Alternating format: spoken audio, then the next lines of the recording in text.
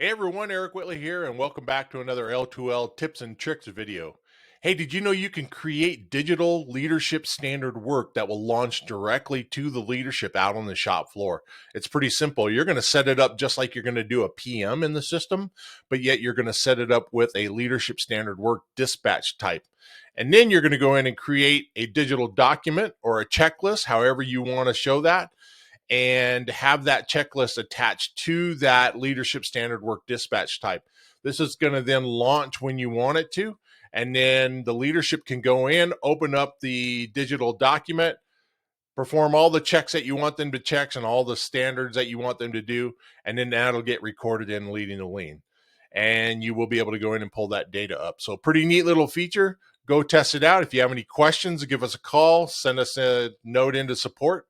Follow us on all our social media on LinkedIn, YouTube, Facebook, and Twitter. So thanks for joining us, and let us know if you need any help. Eric Whitley signing out.